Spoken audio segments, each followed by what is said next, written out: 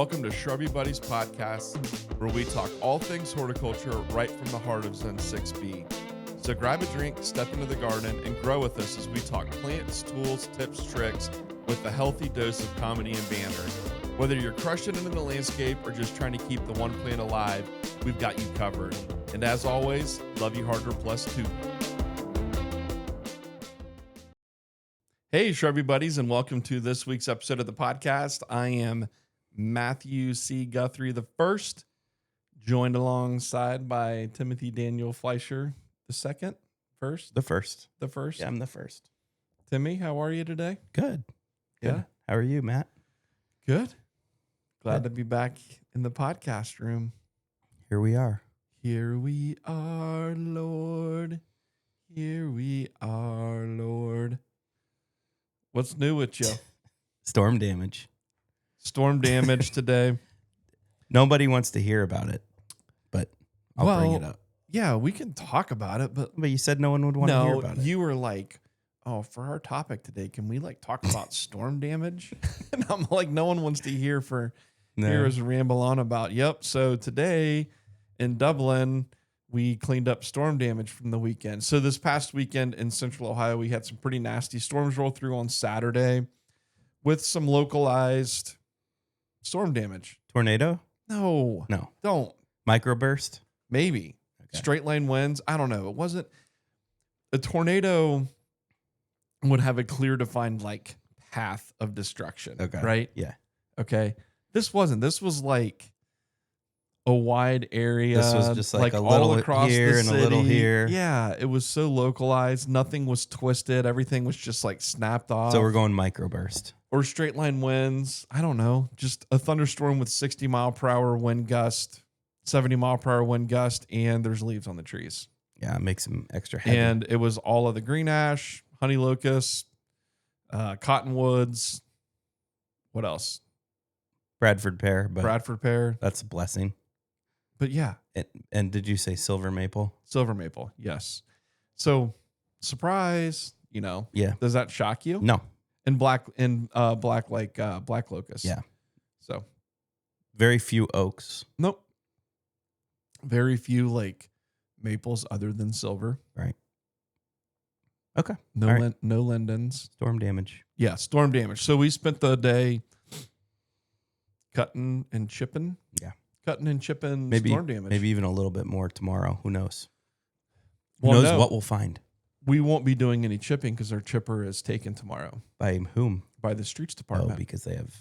So they're apparently trying to knock out all of the requests for chip piles out in front of people's homes. Yes. So Dublin provides a chipper service. Mm-hmm. And so residents can put their brush and their branches and, things like that need chipped out at the curb. And then Dublin comes around and chips that. Yeah. Which is pretty cool because there's not a whole ton of communities that have that. Where I live, we don't even have leaf pickup. Yeah. Let alone chipper service, which yeah. There's been a couple projects at my house where we would love to have chipper service, but for sure don't have it. So it's pretty cool. It's a pretty cool perk to living in Dublin for sure. Yeah, we got probably a half dozen chipper trucks that can go out tomorrow and chip stuff away. Mm-hmm. So so we won't have a chipper truck. So okay, so it may be maybe just cutting and staging for when we get a chipper back. Yeah. But okay. All right. I won't be here later this week because I'm going back up to the cabin with Storm Taylor damage. and Addie, and we are chilling. This is Addie's vacation, summer vacation for her. She is all about wanting to fish. So, we got to stop at Hillbilly Land on the way up and pick up a bunch of fishing lures to add to the tackle box. You got her. Make sure you pick up some topwater stuff. We have some. And you get her out there at dusk. Or, will she be up at dawn? She said she wants to go because early they'll in the smack morning, them at dawn too. Yeah. But there is nothing more exhilarating when bass fishing than getting a hit on top water at dusk. You're preaching to the choir, bud. Yeah, so we're gonna go up and do a little fishing, do a little relaxing, Probably do a little rock hounding on the beach. Eat some Little meat sticks. swimming, little meat sticks. Go to Shorts Brewing and have some good beers and local fare. Very good. So yeah, it'll be nice. We're up there for like 5 days, I think. Nice. So it'll be a good trip, but any chipping that needs done later in the week, sayonara. You won't be there. Yeah, I won't be there. You won't be there. But what else? Other than that, the rain was good this weekend. Yeah, he's got a couple inches of rain. It was good to get some things watered. It paused the golf tournament in Dublin, the Memorial Tournament, for a little bit, and they had to do some of the third day on the fourth day to catch up. But they got it all finished on Sunday. So yeah. What else? That was cool. We've been busy. Yeah, it's fun working in Dublin during that week. Like, even though it's like a little bit stressful and busy because you have to put out some fires here and there. It's cool. It's cool seeing all these people come in and that are there to see the golf, and it's a very prestigious it's tournament. Jack's tournament, bro.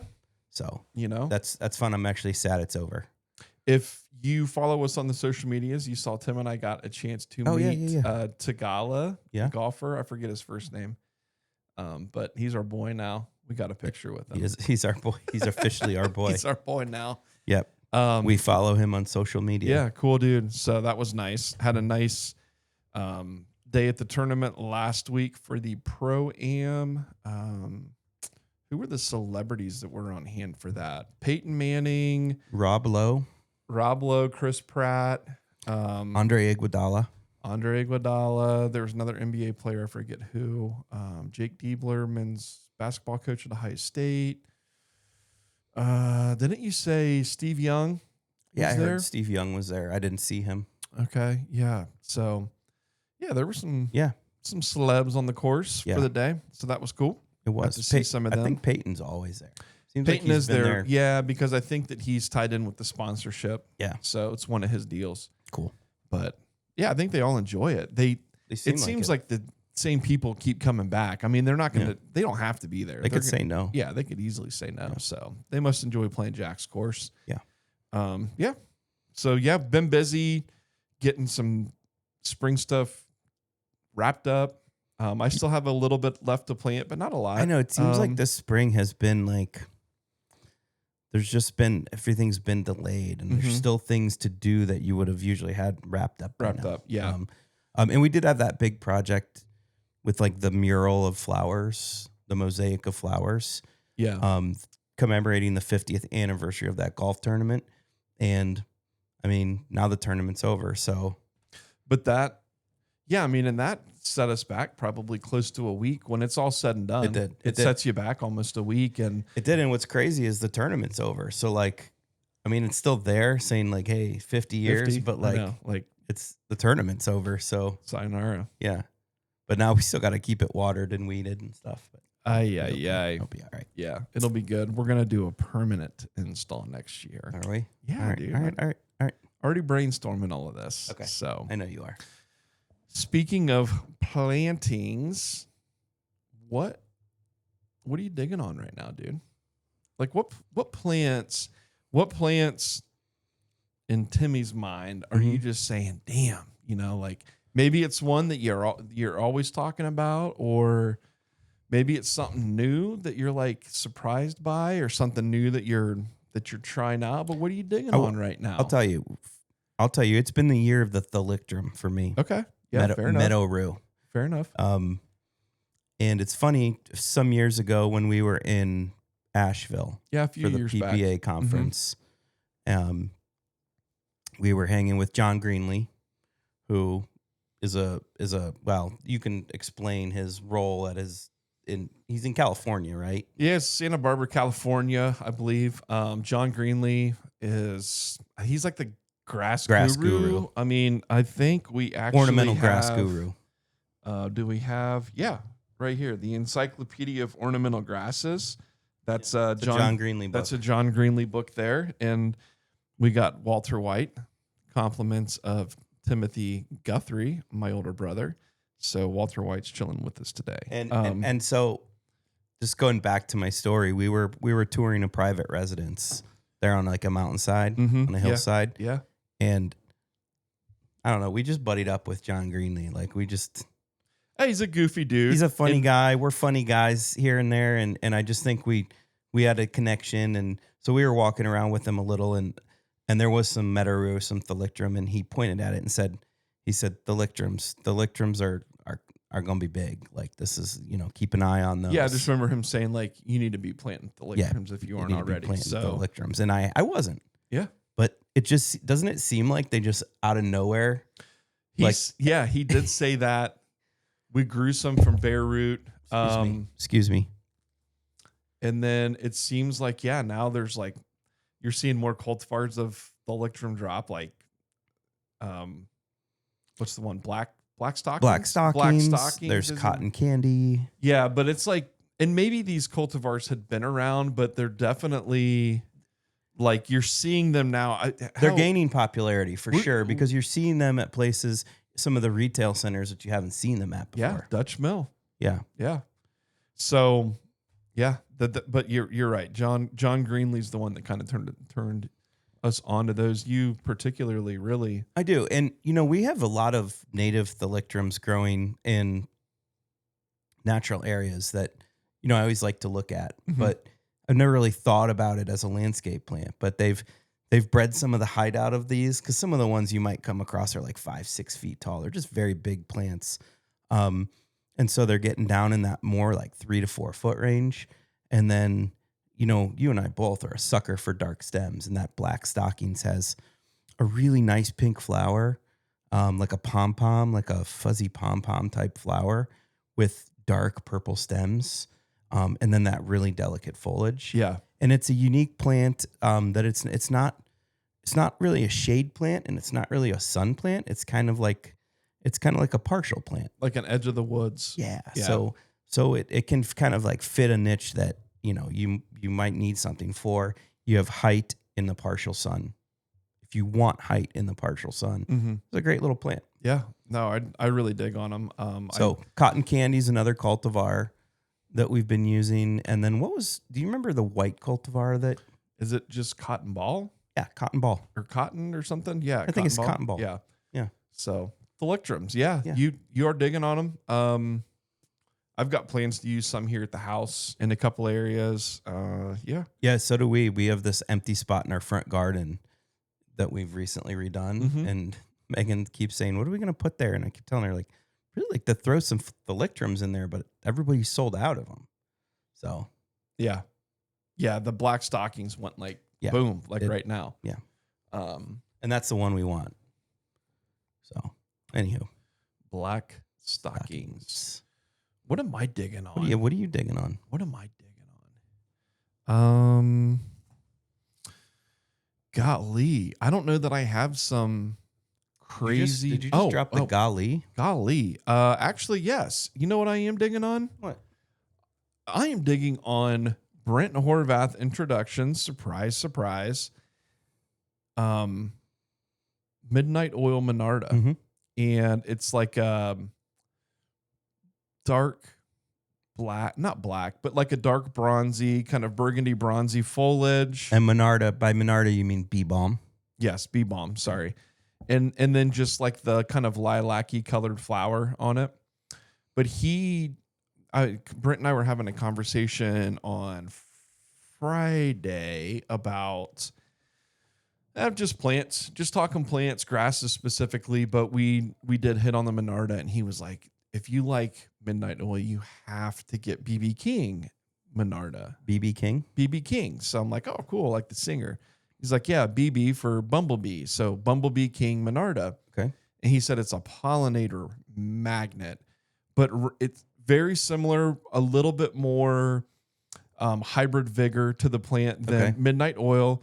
So 24 inches tall, a little bit more of an upright Monarda. And what about the flower color? Flower is like a fuchsia kind of pink. So a brighter pink. A brighter pink. Is this in the wild, or is this something very new?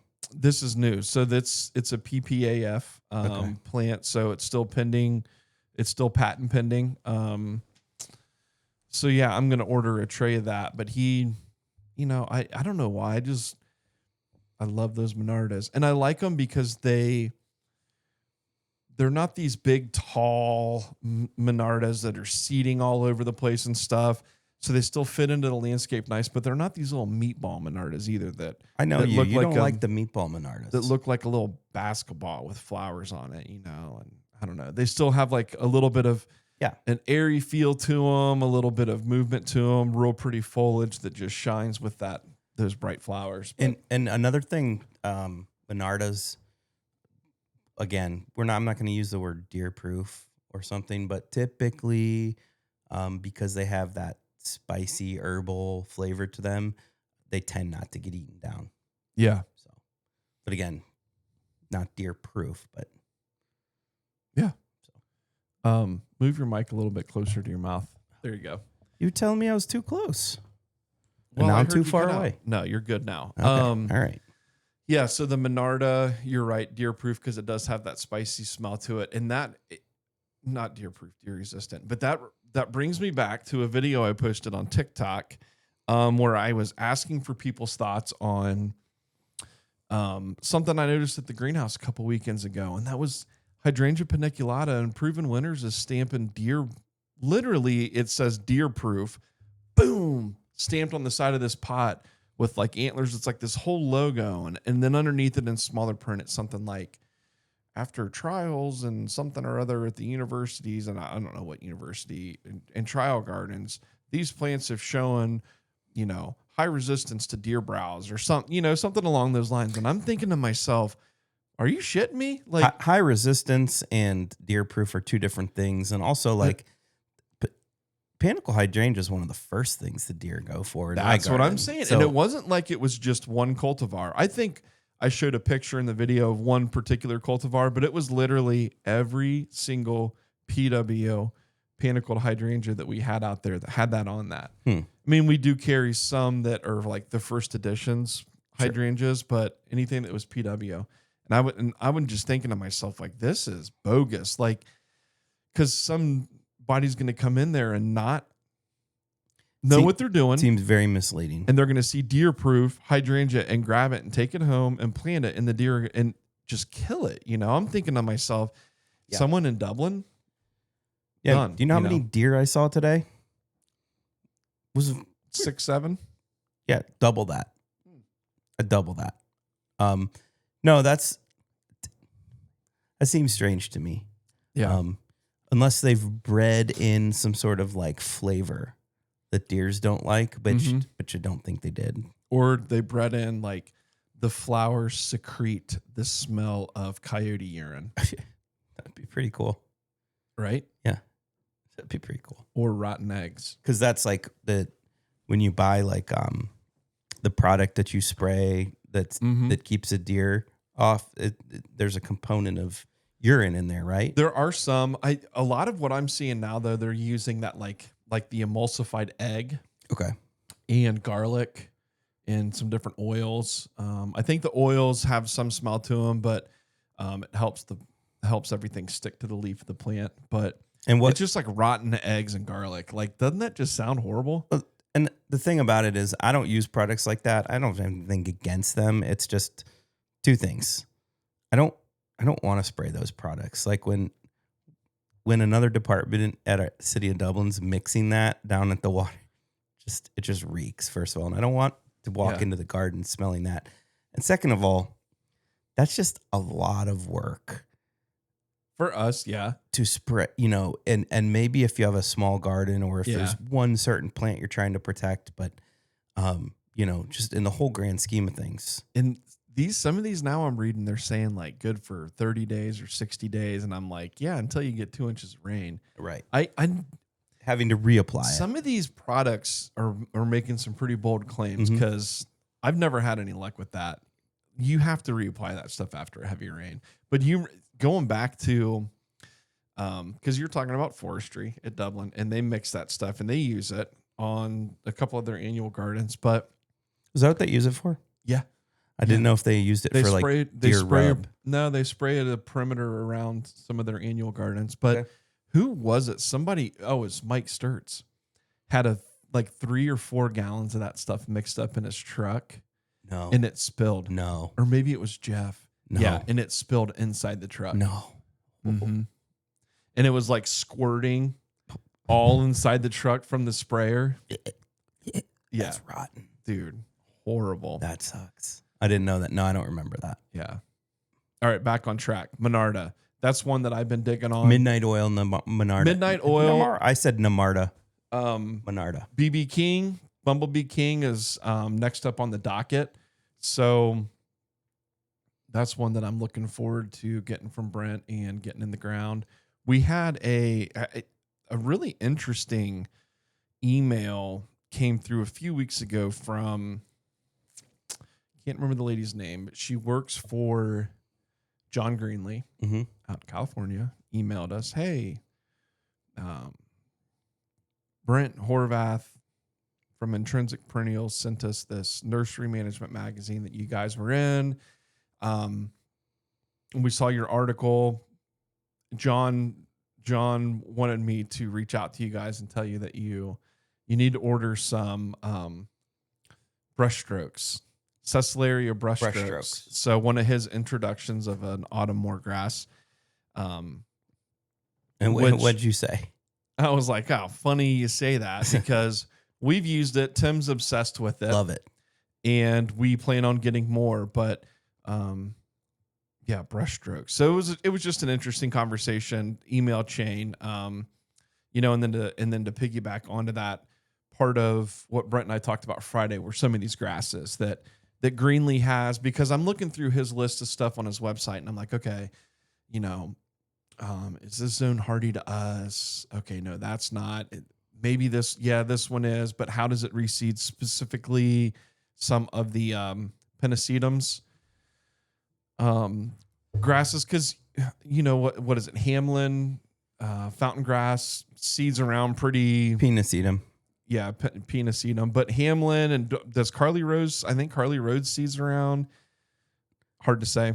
I don't know. I'm not big on the pennisedums or the pennisedums. He's got some interesting ones out there in California. Yeah. And so I just picked Brent's brain on it and like, have you grown any of these? And he's like, oh yeah, I've tried most of them. And he was telling me which ones he had success with and which ones he didn't. And then, he sent an email over with some other suggestions. Okay. So anxious to order in some of that stuff to see how it does. For sure. And try it out.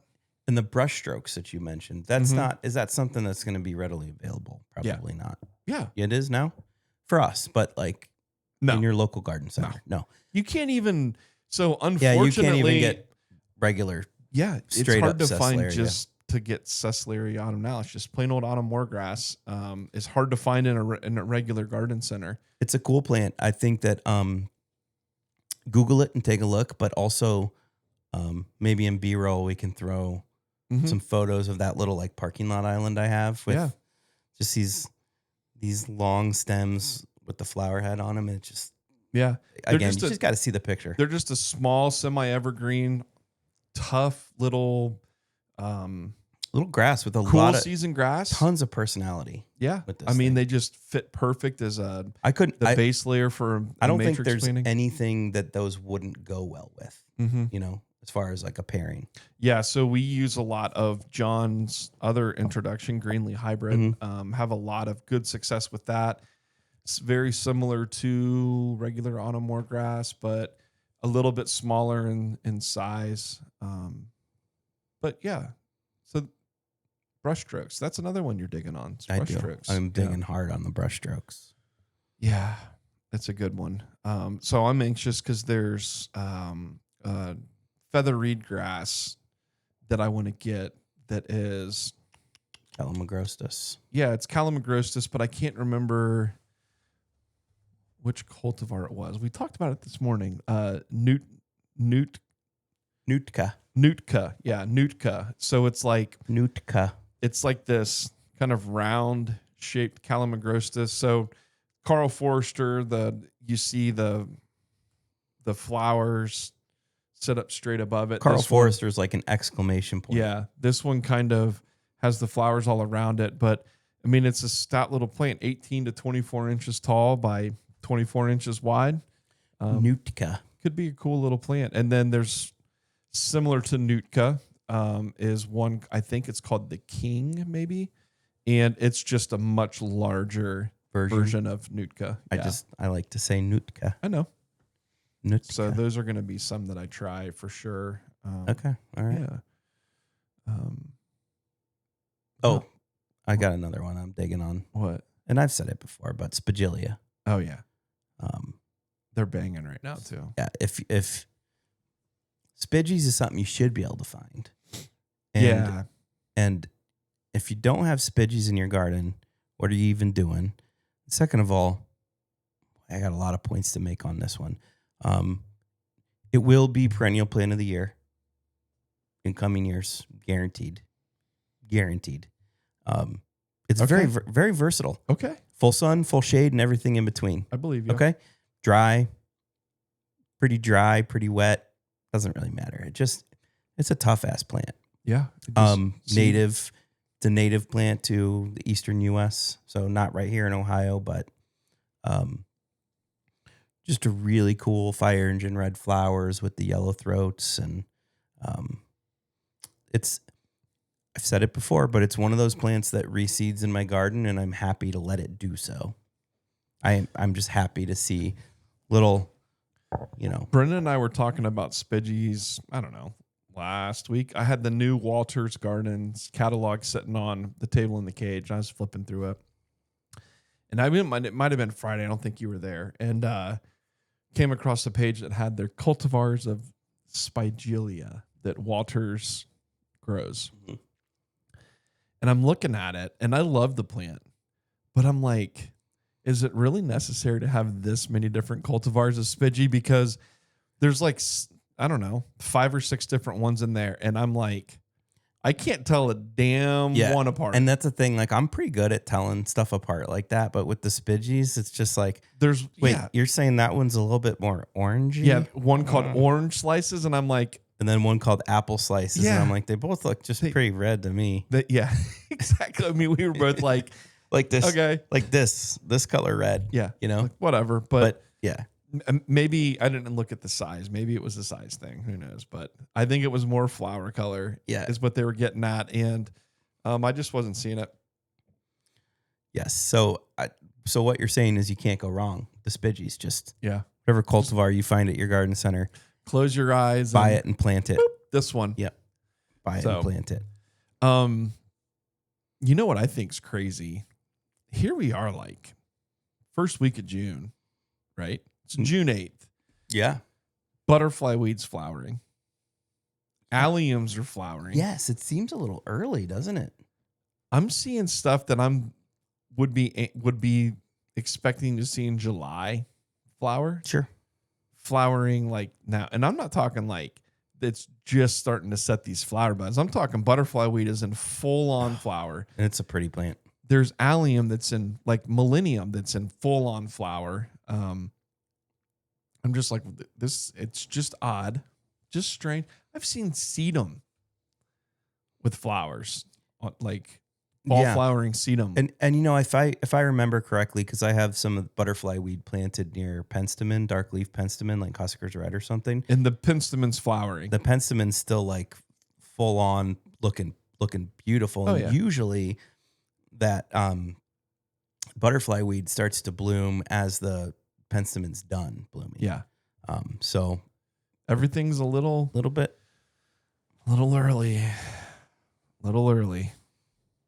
What are you going to do, though? You noticed anything odd in the gardens like that? A little bit strange.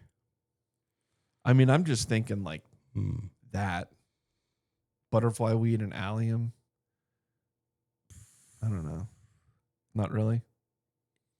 I mean, yeah, those two were big ones. I mean, cone flowers are going. Yeah, I've seen a few cone flowers opening already, which is a little bit early. Yeah, purpurea. So palette of flowers a little earlier. Yeah, but these are purpurea. Yeah. Interesting. I wonder what that's all about. Climate change. I started watching this show on app. What? No? Don't say climate change. Why? I don't want to lose viewers. You know what? listen here, bub. I watched this show on Apple TV the other night called Extrapolations. It's like a drama about climate change. So the first episode takes place in 2037, I think. Okay. And then it kind of like, it jumps 10 years and then it kind of, but it's scary, man. Like, because a lot of what they're showing in the show is like stuff that we're seeing right now. You know, it's all based on the 1.5 degree Celsius rise in temperature. And by 2037, they're talking about like it's 2 degrees, but we're trying not to go to 2.5 degrees. And yeah, it's just wild, you know, like what if things don't change, what we could experience. So I don't know. Yeah. And it's nuts to me that one might see this data and just be like, there's nothing we can do about it, or we're going to refuse to believe it, or we'll refuse to do something about it, even though there are steps we can take as a society to curb some of this. Yeah, to mitigate it. Again, that's a whole nother episode, I suppose. Yeah, I don't understand. You're right. Like why it became a polarizing issue. Why are we dismissing science? You know, that used to be one of the heart and backbone things of this country was science and innovation. And am I getting a little too deep with this right now? I don't know. I got nothing.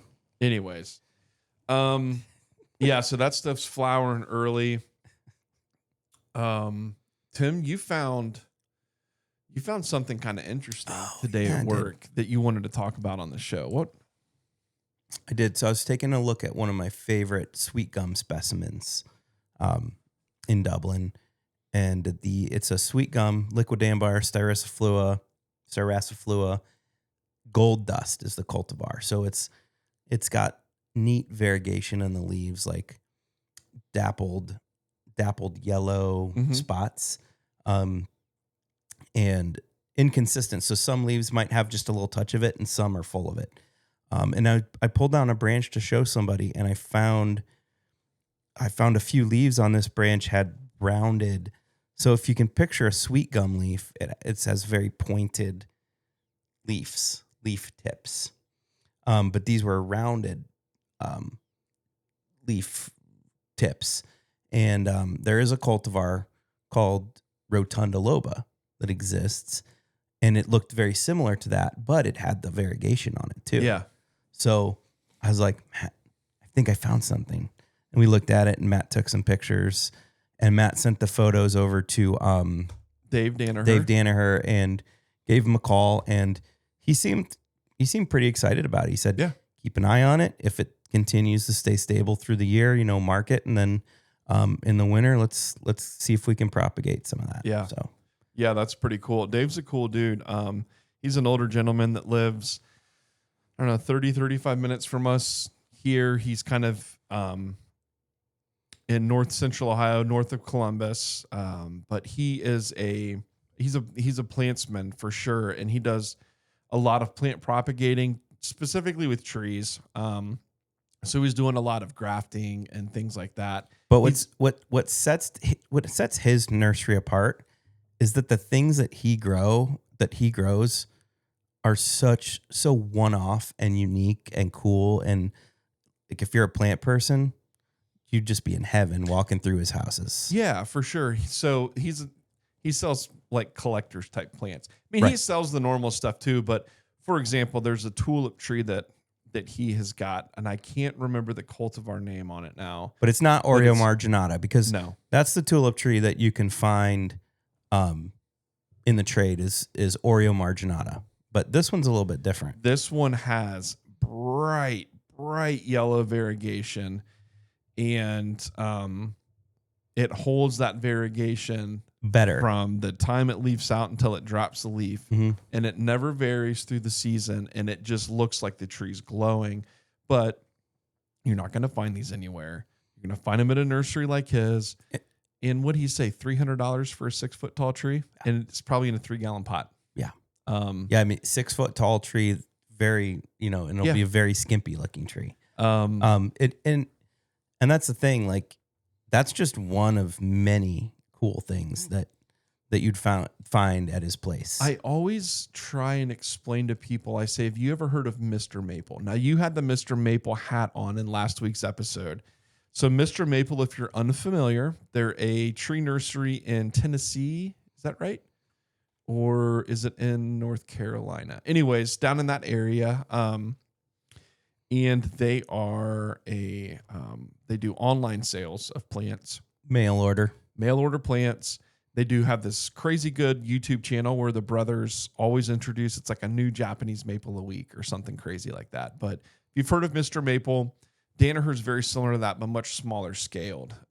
Yes. He's not sitting on acres of hoop houses full of plants. You know, he's probably got an acre of hoop houses. Now, he does have some really cool field grown stuff too, but Dave's nursery is much smaller. He does. It's cool. I mean, we've walked around his houses and then gone back in the field, and it's like if you're a plant nerd, it's cool. It's he's got all these like finding cool, all these treasures, tree treasures, like back in the like variegated things and dwarf things and weeping things and and so usually when we find something cool like this, we'll alert him, because if there's someone who can help us get it propagated, he'll be the one to start with. Yeah, right? if he can't do it, he knows people that can. And if it's something worth taking and trying to get into the trade, he knows all of the ins and outs of that, because he's brought plenty of plants too.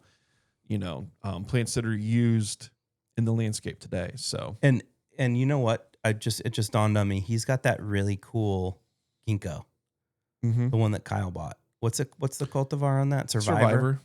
Yeah. You want to tell us about that? Yeah, I think we've talked about it before, but if not, no, it doesn't matter. I'll tell the story again. So he's got this really cool, a little short creeping, ginkgo biloba called Survivor. And we're like, what's this? So ginkgos are the big thing right now. So we're like, what's the story with this ginkgo, Dave? And he's like, this is a cool one. And I think I don't know if it was a group of plant collectors or if it was a plant collector was on a trip, but they were over in Ukraine and they visited Chernobyl, like ground zero, you know, where the disaster happened. And there was a ginkgo tree there that survived the nuclear meltdown. Everything else pretty much hosed, you know. Ginkgo, it survived it. Who knows how? It's like the cockroach of freaking trees, right? Okay. And this particular specimen? After it was a normal ginkgo biloba, after the meltdown, started to push out all of these funky mutated branches on it, that were just twisty and like crawly. It wasn't normal. So they took cuttings, brought them back to the States, propagated it, and now we have Survivor because it survived. That's how it got the name. It survived the Chernobyl meltdown. Yeah, so now every one of these plants is like a clone, a genetic clone of that tree. This one tree. Yeah, really cool. But he's got some really cool variegated ginkgos. We're going on a big Danaher rant right now, which is fine. If you're in Central Ohio, go to their website, Danaher Nursery, and check out their store hours. They're open on the weekends. Their nursery is, but Dave's an older guy. From what I can tell and think, he's still in good health, but I think him and his wife are kind of wanting to at some point hang this up and enjoy life, traveling and spending time with the grandkids and stuff. So I don't know how much longer, every year he says this is his last year, but I have heard him say that to you. He's said that many a times, but at one of these times, I think he's going to hit it right on the head, and it will be. He said he'll probably continue to do a little propagating, but as far as like having a nursery you could come and buy plant stock from, he would not. Should we quit our jobs and buy his place? Well, it sounds like he may already have some buyers lined up. Okay. If he was to sell a couple of guys locally in Plain City area that would come in and buy all of his stock. So I think they're trying to start up a little nursery too. So, but yeah, check it out. Danaher Nursery. He's got it all. Magnolias, if you're a Japanese maple person, he's probably got 150 or 200 different varieties of Japanese maple on the farm. Lots of good magnolias, dogwoods, any kind of conifer, funky conifer you could think of, he's got. So yeah, be worth it. So you got to pee? Yeah. You need to go pee. May I step out? Yeah, that's fine. Do you want me to keep talking or do you want me to pause it? Whatever. Surprise me. All right. Sorry about that. Timmy, you feel better? I do. Okay, good. I do. So yeah, Danaher Nursery. We won't talk much more on that, so check them out. But Tim, while you were away briefly there, I thought of a couple more plants that I'm digging right now, and it's nothing like crazy and unusual, but Blackhawks, big blue stem, just every year. I like it more and more. Which was a recent perennial plant of the year. It was. They're looking so good right now. They've really like turned it on. So that's a really good one. And also what I like about those is how much more is still to come. Yeah. I mean, because they still have so much growth to put on. Oh yeah. Yeah. But they're like really coming alive. Sure. And then the other one too, that we started using a few years back that I love more and more every year is plum drops, Sanguisorba plum drops. Sanguisorba. That's a really, really cool, what is that? A bonnet? Burnett. Yeah. Sorry. Is Burnett. the common name. So Sanguisorba plum drops. Yep. Is a really good one. That's another Brent Horvath introduction. It is. Isn't it not? Yeah, it is. But just a tough plant, dude. Really cool. Yeah. So I've been planting it everywhere. Just like, and these perennial plantings, I just kind of put it in the gaps and like, let's see what you can do, baby. Even the foliage is low. Like it's not some big tall foliage. It hides in there. But the foliage is attractive. Beautiful. Yeah, it's beautiful. So very, very airy and light. Kind of reminds me of like mimosa plant. Oh, sure.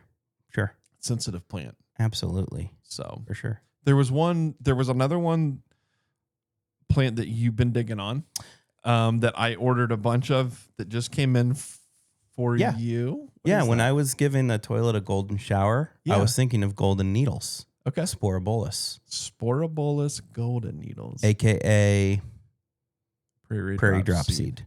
And this is just like a bright chartreuse, not variegated, just a bright chartreuse prairie drop seed. Yeah. And very similar looking to Everlow Carex. Sure, but a full sun situation and just like I think once it's established it's going to be a lot tougher than that Everlow Carex. No, for sure. I'm just talking color. Sure. Very similar. Similar. So just imagine a prairie drop seed, but with like a chartreuse color. Very cool. Like you could totally use it.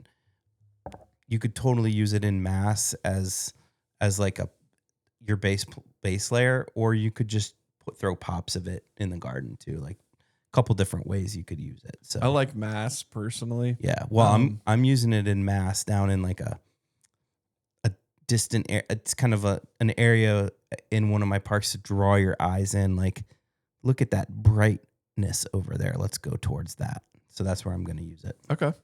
So I feel like we have got to figure out how to hook up a Zoom call to this thing. I got some homework to do because we got to get Brent on here, dude. Yeah, we do. Like, we need to pick that dude's brain. Yeah. I mean, we talked a lot about his plants today, and he's not giving us anything to do that. No. He just has some really cool plants. I mean, he does. And even a lot of introductions that you see every day at pretty much every nursery. Sure. I mean, sure. Blackhawks, big blue stem. It's all over the place. American Gold Rush Rebecca. Yeah. All over the place. It's a brand introduction. Those are two very big ones. Yeah, those are two big ones.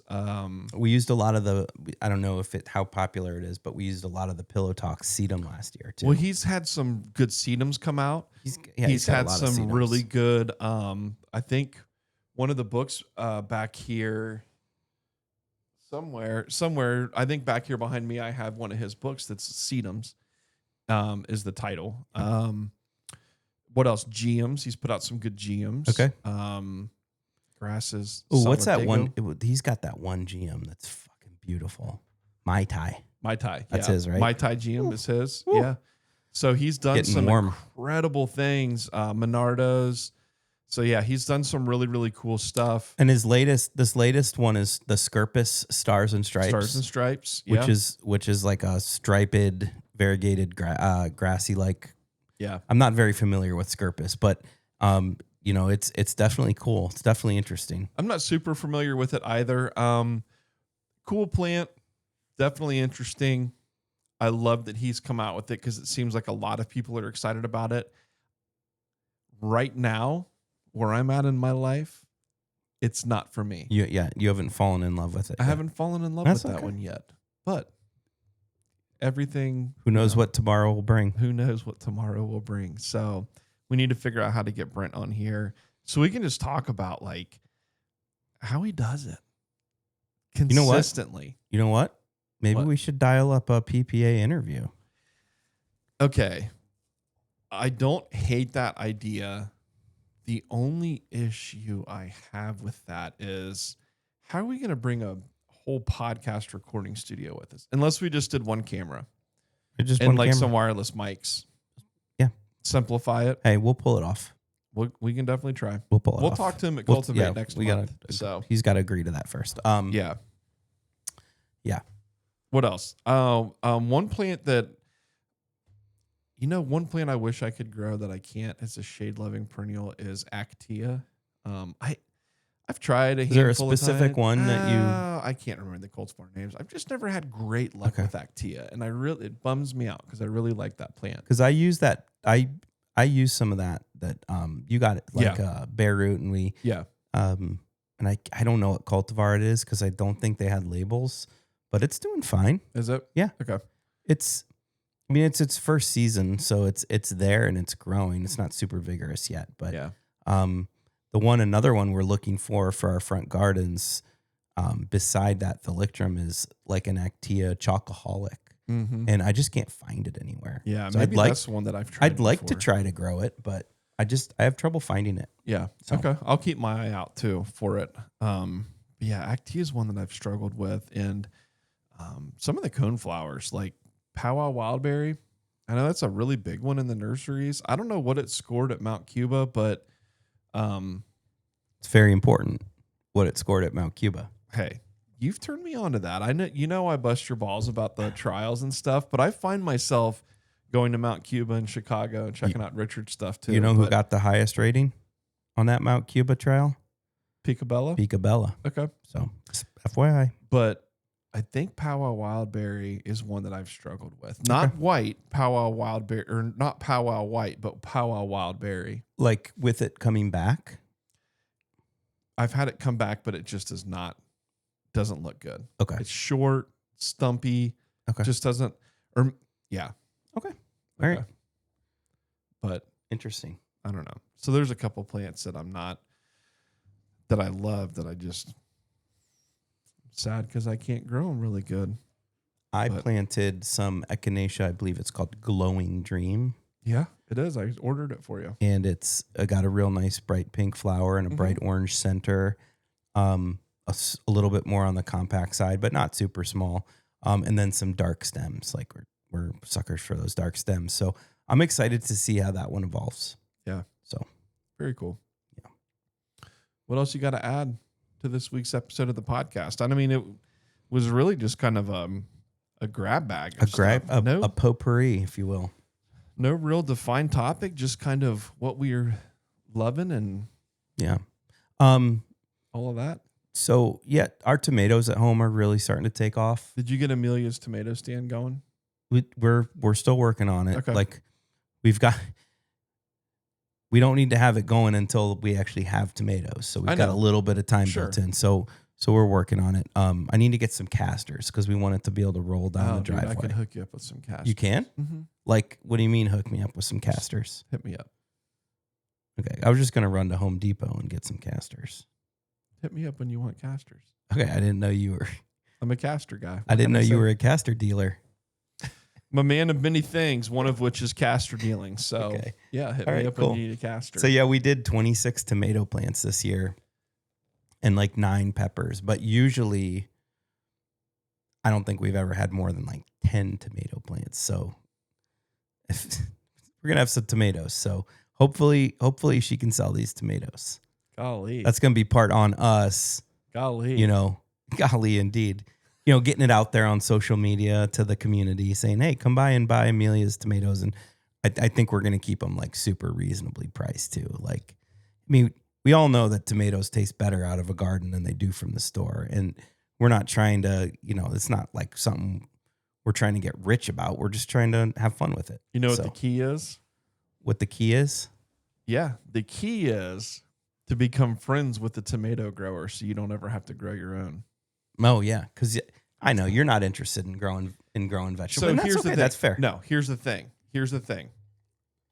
First of all, I don't really have the property that's set up for growing vegetables. Now, my front yard's small, is relatively small.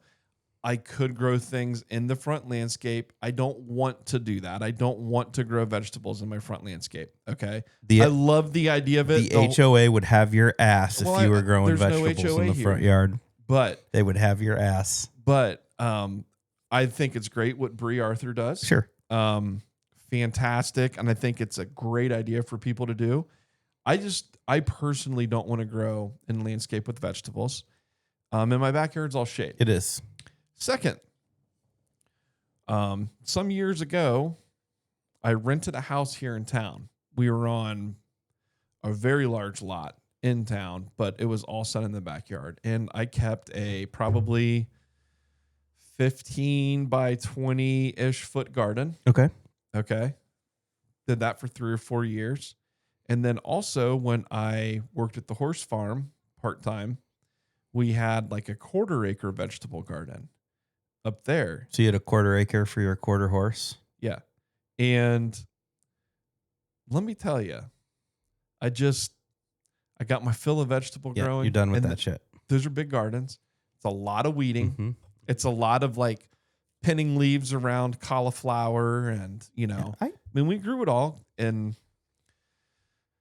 I don't know if I had sun in the backyard, I'd probably grow some more vegetables, but I just don't. So I get it. It is what it is. So instead, I'll just mooch off you.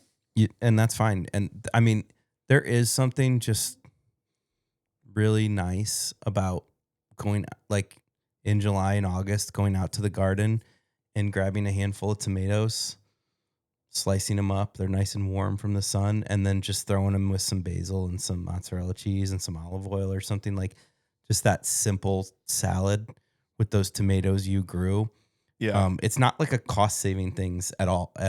It's just all about, they're just better. Yeah. And everything is better. I mean, let me see here. Top 5 things that you can grow on your own. Tomatoes. There's no particular order. Tomatoes taste way better homegrown than from the store. Peaches. I've met several people in my life that said they don't like peaches, and I'm just convinced they've never had a good peach, because a peach just plucked straight from a tree that's perfectly ripe, usually it's actually fallen to the ground already, and then you pick it up, and just like warm from the sun. That's tough to beat. Carrots is another one that you'll never get a carrot at the grocery store that tastes like the carrot you can grow in your garden. So that was 3, right? Mm-hmm. You got any, or you want me to keep going? I want you to keep going. Okay, potatoes. Okay, homegrown potatoes. You grow just some of the smaller ones. What are they called? Like the new potatoes. And you boil them and then mash them with your fork and put a little butter and parsley on them. That's really tough to beat. That's really, really tough to beat. And then 5, did I say I had to have 5 things? Yeah. Oh, man. Radish? I was going to say radish. Or sweet corn. Yeah. Sweet corn for sure. Sweet corn's tough to grow because you need some real estate for that. Yeah, you can't. But a radish is easy to grow because you can easily just till up. You can grow radishes in a container, Yeah, and radishes are something you can start super early in the season, prior to frost being done, and it's like one of the first crops you'll get. I will say, a perfectly ripe radish is great, but radishes have so much variability. Like there was one year where all my radishes were just hot. Like I couldn't eat them. And it wasn't, but it was like it was just too hot. Like I liked my radish a little spicy, but it was just like, you couldn't even enjoy it. It was they were all just that way. So I feel like I don't always have the success with radishes that I wish I had. So, okay. But anyways, yeah, cool. I think radish was a good one to round out that list. Nice. Yeah. I like that. Yeah. Another one that you don't like that's really easy to grow is beets. Oh, yeah. Super easy plant to grow. Although it's one of those crops you can plant several. You can plant it, harvest it, plant it again, harvest it, and, harvest then again later in the fall. So I liked the beets that you prepared for us at the dinner a year and a half ago. Those were good. Thank you. But yeah, I can't just sit down like some and just eat pickled beets out of a jar. Taylor can do that. I can't do it. I get it. It can taste like soil. So just not for me. But you know what I don't understand is how Brenna doesn't like mashed potatoes. Yeah, Brenna, that's weird. Right? Yeah. I don't know. That's really weird. Yeah. I mean, because there's so many potatoes, too, that have a mashed potato texture to them.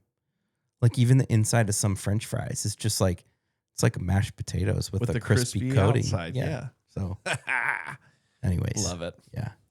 Right on. It's a weird thing not to like. Yeah. But to each his or her own. Yeah. Cool, man. Well, I think that about does it for this week's episode. Okay. Unless you have anything you want to add? No, I mean... Or is your little heart content with this episode? My heart's content. I always have stuff to add, but my heart's always content, too. There's always next week, right? A little pitter-patter. Cool. There's always next week. All right. Well, until next week, I'm Matthew C. Guthrie the first. And I'm Timothy D. Fleischer the first. And we love you all harder, +2. Bye. Rock on what you got, man. Bye. Bye.